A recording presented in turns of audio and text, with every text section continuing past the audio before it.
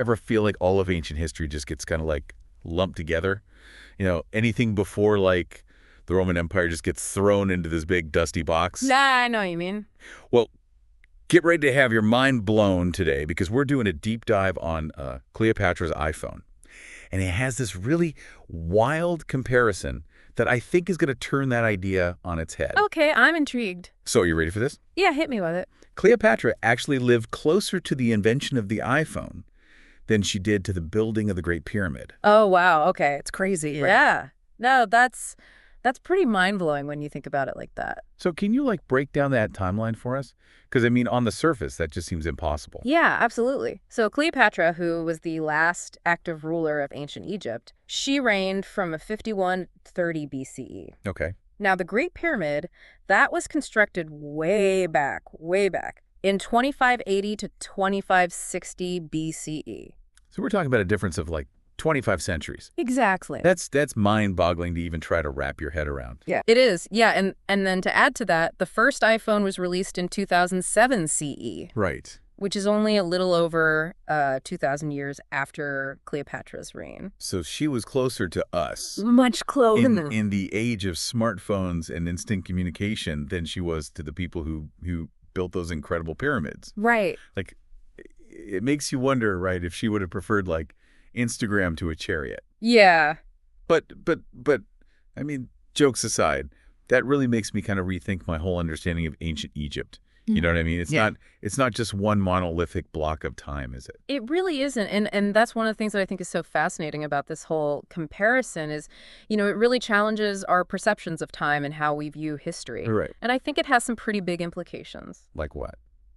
Well, for one, it challenges this idea that all of ancient history is equally, distant or irrelevant to us. Like when you look at it in these terms, Cleopatra suddenly feels, I don't know, kind of a lot more relatable.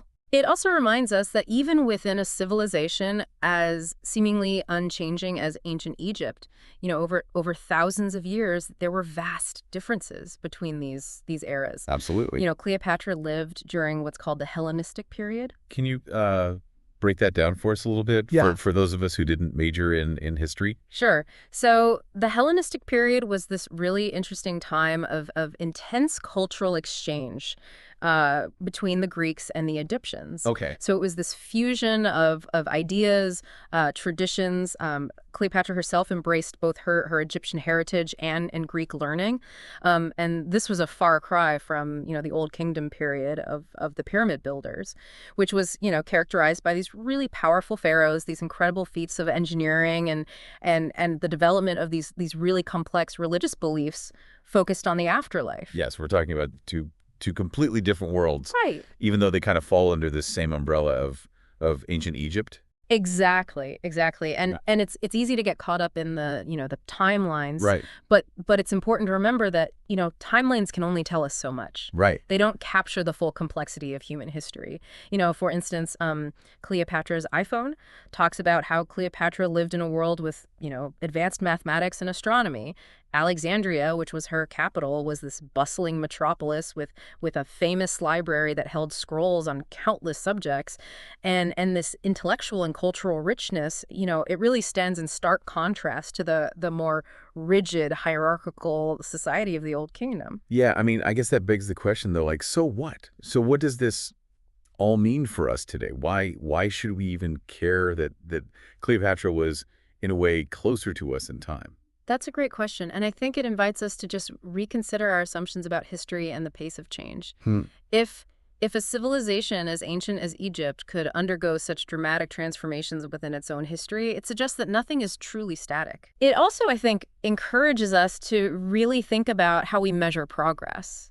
Is it purely about technological advancements like the iPhone? Right. Or is it about, the evolution of ideas, the exchange of knowledge, and the way societies adapt to new challenges? Yeah, that's a really good point.